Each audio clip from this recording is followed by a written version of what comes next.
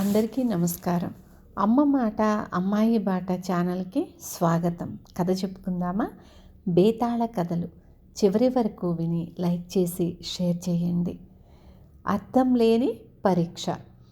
పట్టుదల వదలని విక్రమార్కుడు చెట్టు వద్దకు తిరిగి వెళ్ళి చెట్టుపై నుంచి శవాన్ని దించి భుజాన వేసుకొని ఎప్పటిలాగే మౌనంగా శ్మశానం కేసి బయలుదేరాడు. అప్పుడు శవంలోని బేతాళుడు, రాజా, నిన్ను ఎవరైనా పరీక్ష చేస్తున్నారేమో తెలియదు, కానీ కొందరు బొత్తిగా అర్థం లేని పరీక్షలు పెట్టి లేనిపోని కష్టాలు కలిగిస్తారు. వాటి వల్ల ఎవరికీ కొంచెం కూడా ప్రయోజనం ఉండదు. అందుకు నిదర్శనంగా నీకు కాంచనవర్మ కూతురు రత్నప్రభ కథ చెబుతాను. శ్రమ తెలియకుండా విను అంటూ ఇలా చెప్పసాగాడు. పూర్వం రాజ్యాన్ని ఏలిన కాంచనవర్మకు రత్నప్రభ అనే కూతురు ఉండేది. ఆమెకు యుక్త వయసు వచ్చి వివాహం చేద్దామనుకుంటున్న సమయంలో కాంచనవర్మ ఆకస్మికంగా చనిపోయాడు. తలవని తలంపుగా రత్నప్రభ రాజ్యానికి వచ్చింది. చిత్రమేమిటంటే ప్రజాపాలనలో ఆమె తండ్రికి ఏమాత్రమూ తీసిపోక చాలా కొద్ది కాలంలోనే అంతులేని పేరు ప్రఖ్యాతలు సంపాదించుకుంది. ప్రజల కష్టాలను 1000 కళ్ళతో కనిపెట్టి ఉండి వాటిని ఎప్పటికప్పుడు తీర్చటమే మంచి పరిపాలనలో ఉండే రహస్యమని ఆమె బహిరంగంగా చెబుతూ ఉండేది.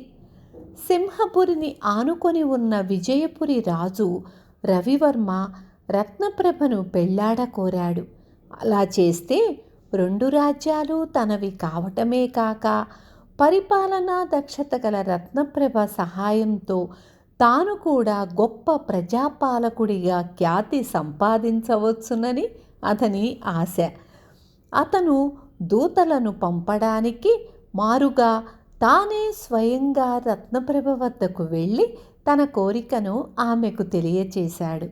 అంతా విన్న రత్నప్రభ, మీరు నన్ను పెళ్లాడ కోరటం నాకు మహాభాగ్యమే, కానీ నా భర్త కాబోయే వారికి నేను ఒక చిన్న పరీక్ష పెట్టదలిచాను.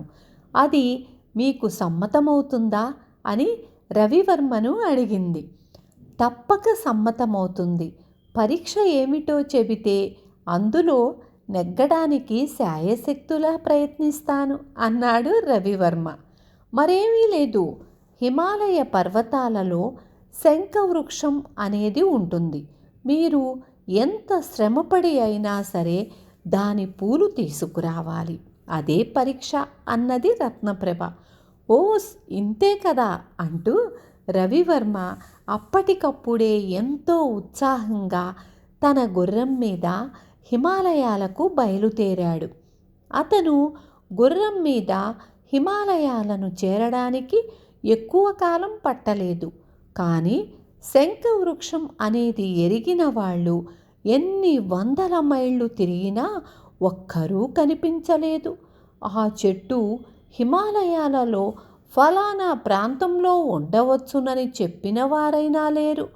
1000 కొద్ది మైళ్ళ విస్తృతి గల హిమాలయాలలో రవివర్మ అనేక మాసాలు తిరిగి శంఖవృక్షం అనేది లేనే లేదేమో అన్న అనుమానానికి గురి అయి రత్నప్రభను పెళ్లాడే ఆలోచనకు ఉద్వాసన చెప్పి ఇంటి ముఖం పట్టాడు.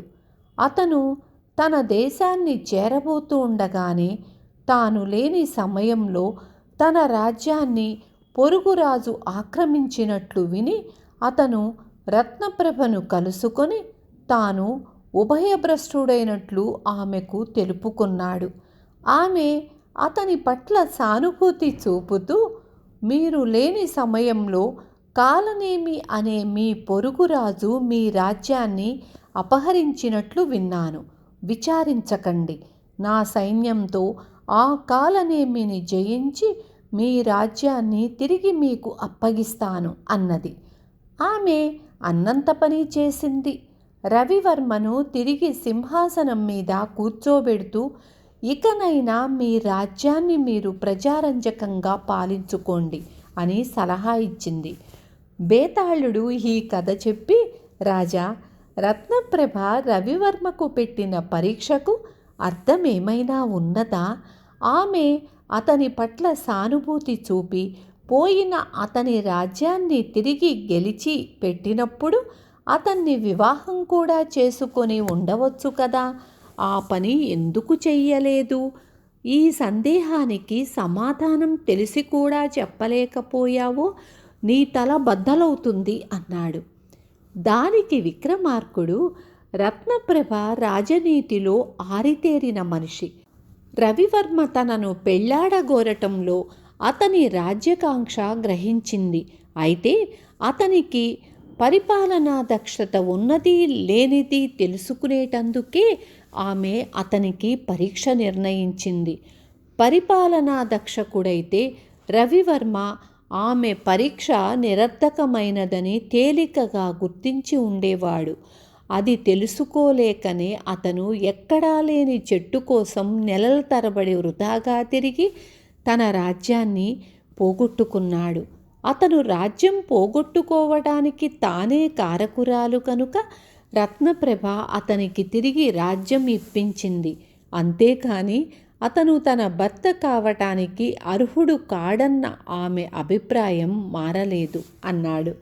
రాజుకు ఈ విధంగా మౌనభంగం కలగగానే బేతాళుడు శవంతో సహా మాయమై తిరిగి చెట్టెక్కాడు. విన్నారు కదా, ఏ విషయాన్నైనా మనం తెలివితేటలతో ఆలోచించి పని చెయ్యాలి. రేపు మళ్ళీ ఇంకొక మంచి కథతో మీ ముందుకొస్తాను.